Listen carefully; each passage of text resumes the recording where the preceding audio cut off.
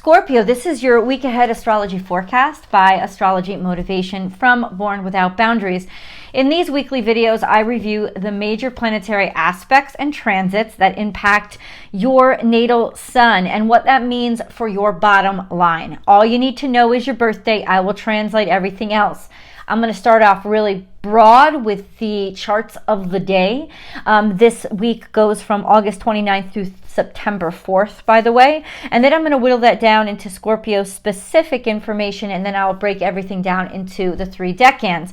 Why is it important to not rush through this video and just look at, oh, but me? Because you live on this earth and you're not just impacted by what's specifically influencing your natal sun. It is going to impact you globally, right? You're connected. So you'll miss a lot of information if you just go right to the end. Please do make sure that you take the time to understand this whole reading. So this could be quite an emotional week for quite a few of you, and I will let you know why. Let's start out with the big stuff. So we have Uranus that's gone into retrograde. It has changed. It will change today on the 29th. What does Uranus retrograde mean? It means there's changes going on inside, a change in you, how you see you, how you perceive yourself. And this can be in a large, big conflict right now, especially for a specific group of you, and I will get into that. Because when Uranus goes into retrograde, it is going to be interacting in a specific capacity with those of you born primarily at the end of Scorpio, because it's been interacting with you this whole time. But it going into retrograde, especially around a certain date, because it's triggered by something else, could really make for a very emotional and vulnerable energy that overcomes you. And we will get into why. So, but Uranus retrograde means we got to go internal. We've got to make internal changes. We have got to see internally what went wrong, where everything is off and needs changing, basically because it's lost its integrity. You know, Uranus is very much still a very traditional energy. It's just also ingenuitive. It's progressive in that it likes to continue to think and expand through thought. But even thought has to, one way or the other, make sense. And if things aren't adding up and aren't making sense, there is a reconstructive energy, especially about Uranus in retrograde. So all of us are going to be feeling that energy through January of 2024. We have a full moon in Pisces on the 30th, and I'm sure all you guys have been hearing about it because it's a lot of energy. It is a super moon. Yes, it is a blue moon. Blue moons happen because our calendar system is not perfectly correlated to nature, right? That is why blue moons happen. So sometimes every like 2.5 years, that's the time span, we have 2 full moons that happen in the same month. Usually it's 1 full moon, 1 new moon per month. Really 1 full moon, 1 new moon per season. So time when the sun is in the specific zodiac sign, not as in seasons, autumn, winter, summer, but seasons as in Virgo season, Leo season, Cancer season, that kind of season. So but because our calendar doesn't correlate perfectly because of a lot of different reasons, we get this moon happening 2 full moons in the same month. They're not in the same zodiac sign, but they were in the same month. So this full moon is happening in Pisces because it is opposite the sun in Virgo. It happens at 7 degrees Pisces, which puts it into conjunction with Saturn. Because Saturn has been in Pisces for quite a bit, and it will continue to be in Pisces for the next 2.5 years. So what does that mean? Well, the moon and Saturn are not comfortable together. They're just not. It creates a very tense energy because the moon is all about feeling and intuition and illusion, but also emotions and concern and memories and nurturing. it's not about measurable, practical, committed rules. And that's what Saturn is about. It's about laws, rules, and restrictions. So automatically in Pisces, a moon in Pisces is about connecting with the psyche, the intuitive, the creative, as well as emotions that kind of will overwhelm you for a while, but can also work to heal you and help you find faith. But then you have that conjunction with Saturn that says, what have been the restrictions and the binders on the way that I feel, even my psychic abilities? Or have I disciplined them enough to actually make them work and work well, as opposed to I just let them go all over the place and expect everybody to clap for me because, oh, I have these abilities. So having talent and having skill is very different, because a skill set you have to work at, you have to master, and you have to be validated externally. You have to prove that you've mastered it to a certain level. That's Saturnian. Talent is the moon. It's what you're born with. It's what God has graced you with. It's what is intuitive for you. It's what you're gifted at, and you don't even know how it got there. Well, when the moon and Saturn come together, they force us to say, hey, are your talents equal to your skills? You know, are your skill sets still aligned with your talents? Or are you very, very good at doing something that you really, really hate to do because it's completely not you? And everything that is completely you, have you disciplined to actually make it functional and valuable, not just in concept, but in practice? So there will be, and not that you have to do anything with your talents, but those questions will come up to see if you did, right? And so it can be very, very trying and emotional for us to say, well, how do anybody have a right to put restrictions on how I do things? Because do they work well? And it's not about, remember, all this is happening opposite the sun, so it's not about really what other people say. It's what you understand and realize and see, is this actually functioning in my life? Or is it just distracting me? So it can be quite a frustrating and very emotional energy, because it can basically bring up, it's checking. Remember, I mentioned Uranus has just gone into retrograde. So it's checking those things that you need to change inside of yourself, especially those concepts or those ideals that you have. Okay, but do they make any sense? Are they actually right for me? Do they work? Do they function? Are they founded on anything except me fulfilling my own emotional impulsiveness? So it is really about growing up in a way and taking on being more responsible for all that you're blessed with. And where we have done that in our lives, where we haven't done that in our lives, you know, taking the universal talking to for where we just haven't perfected what we've said we have perfected, or where we haven't in some ways really given enough practice and practical focus to the skills that are really truly us, are really authentically who we are, instead of just, you know, assimilating into what's easy. You know, have we taken the easy route, or have we taken the disciplined, committed route? So all of those things are going to come up around this full moon, so they could really trigger some in-your-face moments of, you know, the difference between, but I thought I was this good, but am I really this good? Or I thought I was working hard and doing the right thing, but were you really being true to who you really are? And were you putting that discipline and time into who you really are? Or were you just basically taking the easy route? You could work 22 hours a day.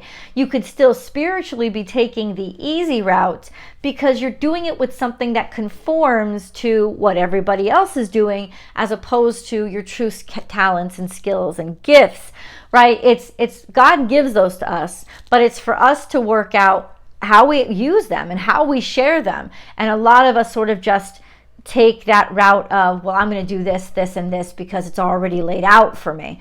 So what I'm saying is, this moon, whatever side you're on, this moon is going to trigger and make very emotional all those places where we just haven't lived up to our full potential, and all those places where we may have to change.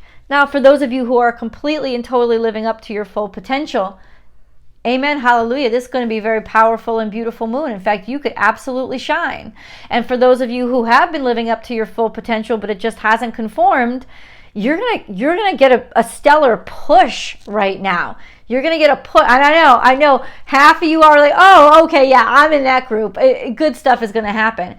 I think a lot of us are gonna get more checked than we realize. A lot of us are gonna be more humbled than we realize. A lot of us have been patting ourselves on the back for things that we haven't actually been achieving. And this is the checkpoint. And it's where we kind of have to do some real internal work and say, okay, am I going to get angry? And you will get angry, and it will release a lot of angry energy. Am I going to get bitter? It could release a lot of bitter energy, but release it and let it be, and then say, okay, what classes do I still need to take? What commitments do I still need to make? And what connection to my truth do I really need to deepen, right? That's the work that this full moon will release. And that's why I think we're going to have a lot of very frustrated people around this time. So we have also this full moon is semi-square to Chiron. And it's important to know that Chiron is the teacher and he teaches the hard way. So a semi-square to Chiron is saying, you know, are you good enough? I don't feel good enough. I never feel good enough. Have you been too hard on yourself? Are you actually good enough? Because if you have been too hard on yourself and you are actually good enough, that you'll feel a huge relief around this full moon, right? Because this will be when it can all pop. You can let that go and then get to what really needs to be healed underneath, which could be just insecurities, trauma, low self-esteem. September 3rd, Mercury is already in retrograde, but by September 3rd, it will conjunct the sun. So at the end of this week, that's a very brilliant energy and a discovery period. When Mercury retrograde conjuncts the sun, well, then we'll really start to be able to comprehend some things that we put away and needed to look back over. This is all happening also trine to Jupiter. So it is to encourage progress. Mercury is trine to Jupiter all week long. So Mercury retrograde in a way is progressive. It is trying to get us to know, understand, and be informed of a lot of this stuff. Right? A lot of this stuff that needs to be addressed, and maybe we've brushed it over, right? Mercury retrograde will be like, now this is failing, now this is failing, now this is failing, because this is what you brushed over, this is what you brushed over. And you got to go back, and you just got to fix it and let yourself go back. That's how retrogrades become very healing, but also progressive, is we actually fix what wasn't working right. And then we have Mercury trine Uranus through the 1st of September. Mercury trine Uranus is a brilliant energy. It's actually helping us to re-engineer, since Uranus is also in retrograde for those first 2 days, for up to the 1st of September. It's really helping us to re-engineer everything that we are and how we think, and understand ourselves in a different way that we can practically apply our skills without fear, because we know those things. So yeah, this is a week to slow down and allow yourself to listen, to take criticism like a champ. Especially those critiques that we finally are able to see in ourselves, because people can be telling us forever about stuff that's going on and that we need to fix, but until we actually do, there's really not going to be any progress. And it's when we actually see and understand, and this would be the point where we can actually see and understand, so we can get to work on fixing, that I think we're going to be able to, from this point forward, start working more productively. So this is a changing of the tides. This is changing, right? This is when we understand what we need to change in order to live into, I think, master our full potential. So let's go on to Scorpio specific energy. What else did I want to say? I know I wanted to say something. All week long, Venus is still in retrograde, and Venus is still going to be square to Jupiter. So there is this sense of decadence and indulgence in the air, which all of this other stuff could be speaking to and might want to put us into check. Though we could be craving more decadence and indulgence, especially a group of you, because you're direct opposition to Jupiter, could be craving more decadence and indulgence to sort of compensate for the frustration. So this could be a very good time to watch how much you're spending and watch how much you're indulging in other, sensual pleasures like food and wine and even sex to a certain degree, because what are we using it for? Are we using it to placate, pacify, and escape, or are we really enjoying it? Because if you're overdoing anything, you're not really enjoying it, because you're oversatiated or you're not feeling it anymore. So that's also something that I think is playing into this whole turning of the tides. So let's get into Scorpio specific information. Scorpio, what's going on in Scorpio this week? Nothing specifically in Scorpio this week, but what's happening with your ruling dignitaries. Let's take a look at what's going on with Pluto and then with Mars. Mars is your traditional ruler. It definitely still will impact your behavior, especially your reactions, especially. But Pluto is your modern ruler. So let's get into what's going on with Pluto. Pluto's at 28 degrees Capricorn, is still there, will stay there for a while. We have a trine to Mars Pluto is trine to Mars through the 2nd of September. So, okay, what does that mean? Well, there's this energy of change, of take action. There's also this fluency, this formidability in it's almost like you don't mind taking action. You don't mind taking action on dynamic change or anything that's going to help you metamorphosize or even in some ways bring the change to others, right? And you're going to have a huge impact on whatever actions that you take. Then we have Pluto is in a long-term sextile to Neptune, which is basically could be just recreating, realizing and destroying and reconstructing through dreams and those sort of synchronicitous opportunities. That's over the next year. That's over the next 13 years. Then we have that long-term trine to Uranus, though I have to say it's been trine to Uranus for a while, but as Uranus retrogrades, it will actually come out of that trine for a while until Uranus goes direct back again in January. So for a while, Uranus and Pluto will lose that trine to each other. But for this week, they are still trine each other. And that is about permanent metamorphic change of perspective, change of personality, change of community on Earth. And especially, I've said this before, especially when Pluto finally re-enters Aquarius, we're going to feel that thud even more of those dynamic changes, those definitely surprising changes, lots of surprises, and outside of the box, things that maybe we haven't really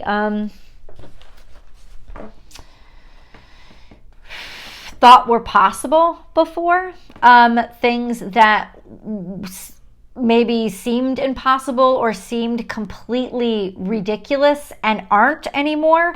All of those things. And then we have Pluto square the nodes. That is for the next couple of months, actually. What does that mean? It's always about a turning of the tide or a turning the corner. It's that dynamic change between what you were comfortable with and what we have to head towards. So Pluto is definitely forcing us into our discomfort zone, but also to awaken to our responsibilities to be constantly, consciously interacting and not just slacking off and letting things be. So it's really encouraging us to wake up and take more responsibility. So by heading into stuff that might frighten us, scare us, or make us uncomfortable. Not the easiest energy, right? For the next couple of months. So let's go into the decans, guys. How is all of this energy impacting your natal suns? And what will that mean for your bottom line? Well, Scorpio, you have a trine Scorpio 1. So if you know that your natal suns are between 0 and 9 degrees Scorpio, you're in the first decan of Scorpio. So your natal suns, not you, not all of you, but your natal suns are in the first decan of Scorpio. So you are Scorpio 1s. This correlates to basically October Scorpios. So estimate here, but October 22nd through the 31st of October, pretty much Scorpio 1s. Your trine, your natal suns are trine to the full moon. This means that there is harmony and balance, that this is a cathartic release for you. So you could experience all this tension of the full moon in a very beautiful way that helps you to heal and balance things out and recalibrate internally how you feel about how you feel about who you are and the restrictions that have been put on you, and actually finding the universe kind of equalizing that for you, and you allowing it. So this could be quite a release energy for you guys on this full moon. Peace, acceptance, and harmony restored. There you go. All week long, your natal suns are sextile to the sun, which means opportunity and courage and self-esteem. Like, it's almost like you're ready. You're ready to be seen, and you're ready to be held in great value to people. So we also have a trine to Saturn, which makes sense, right? Because your natal suns are trine to the full moon, and they're conjunct each other. But all week long and for the rest of this year, your natal suns are going to be trine to Saturn. That means harmony with your responsibilities, harmony with your sense of maturity and adulthood, and feeling really good, like that stuff is in balance. Harmony when it comes to work, harmony when it comes to putting yourself to purpose and being disciplined. This sense of, not having a problem with maybe taking authority or taking direction from somebody else. So that can really work out very nicely, especially for this release around this full moon, things starting to recalibrate for you.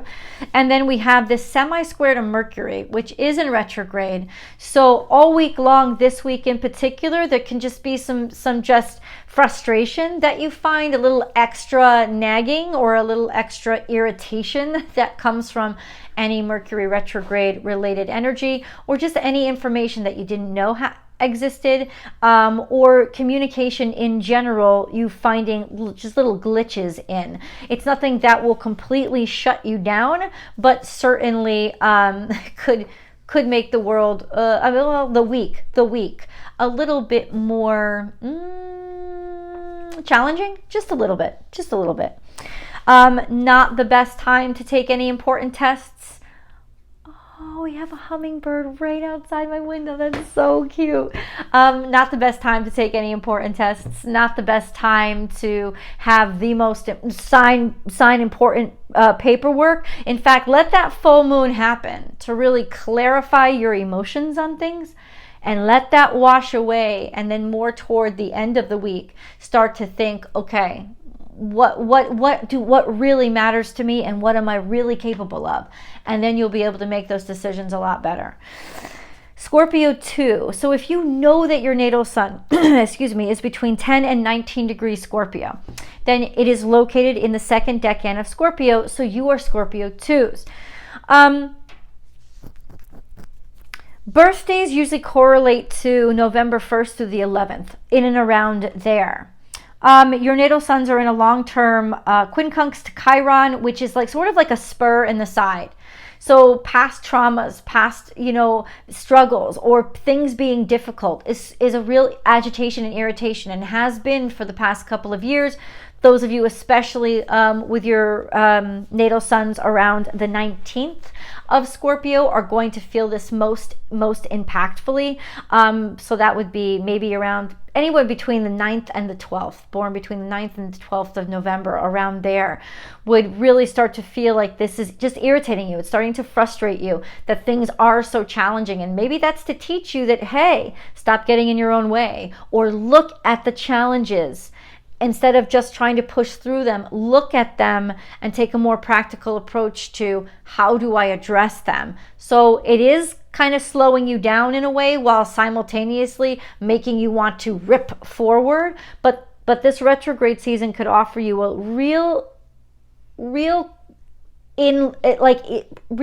calming period or time when you're sort of forced to look at those thorns in your side and then say, okay, I need to address them, because for those things that you haven't addressed, they will continue to challenge you and continue to bug you. And so this will be when that's volumized for the next year, will be when it's really volumized, and you're going to have to look at it. You're going to have to look at it so you can actually fix what is hindering you.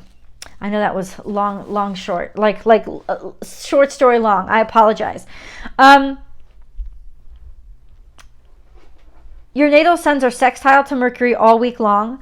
By the 9th of September, they're going to be sextile to the sun too. So by the end of the week, there can be some beautiful opportunity that's opening up that suddenly you realize, understand, and get. And it's a fantastic time to communicate and take action on those opportunities, especially since your natal sun are in opposition to Jupiter, which means you can volumize anything and really see the opportunity and be really optimistic enough this week to kind of take action on what you know is there and what you know can really work out for you. There could be a little bit of a push this week for you. Your natal suns are also square to Venus in retrograde, however, so just know that that could mean some challenges when it comes to money, so challenges when it comes to who desires you, or challenges when it comes to your relationships and what you're attracted to, distracting you to the point of distraction, like overindulgence to the point of distraction, since your natal suns are opposite Jupiter while being square to Venus in retrograde. So there is a sense of, where are my overindulgences really hindering my progress? And having to confront that. But once you do, you have that wonderful sextile to Mercury, and then by the end of the week, Mercury conjunct the sun, where you can really then make some progress if you've taken time to see and learn and know and understand what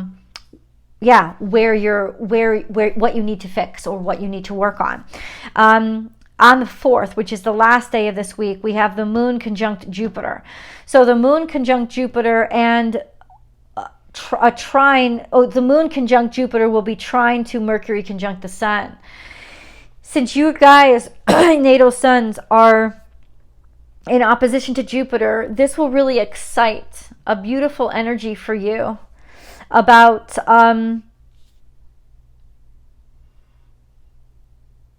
what you feel is right, harmonizing with what you know is right, what intuitively you understand or are curious about, harmonizing with what you can connect with and learn from.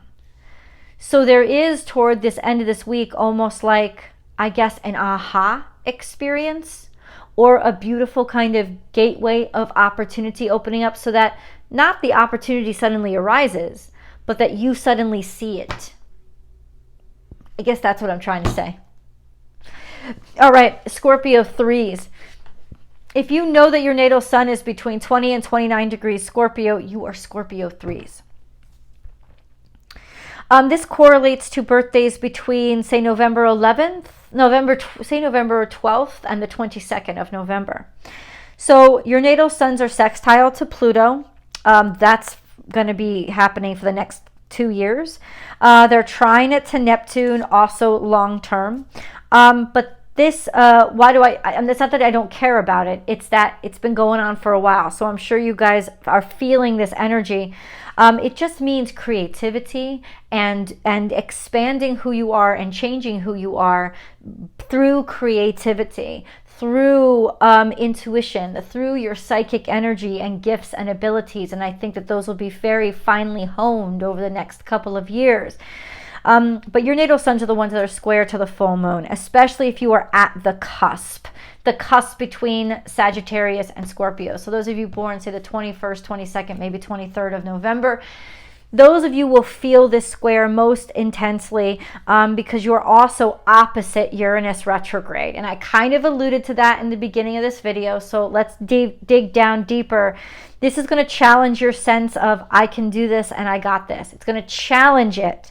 You could feel more vulnerable than usual and be questioning yourself more than usual, be in more doubt more than usual, simply because this is strenuous energy that is making you see your faults or your challenges too much. And in some ways that could be very discouraging and distracting for you. So this full moon will help you release a lot of those tendernesses and those energies that are kind of encouraging your self-doubt. Like, that's really what you're going to have to face. And do I deserve to doubt myself so much? This is going to be particularly emotional for you, because all of that will come up in order to come out. So please, guys, let me know in the comments below how this energy is impacting you. And then remember, if you like these videos, give it a thumbs up and share it with other people so they can enjoy this commentary as well. But subscribe to the channel if you haven't already. I apologize, guys. My words are all over the place, and it's just, it is hindering my ability to do my job, so I apologize. But I hope that you understand all the messages and that they've been useful for you. If you love this channel, please do subscribe to this channel, and then come on over to your tarot card message for the week on Born Without Boundaries Tarot. I love you guys, and I'll see you in the videos. Bye.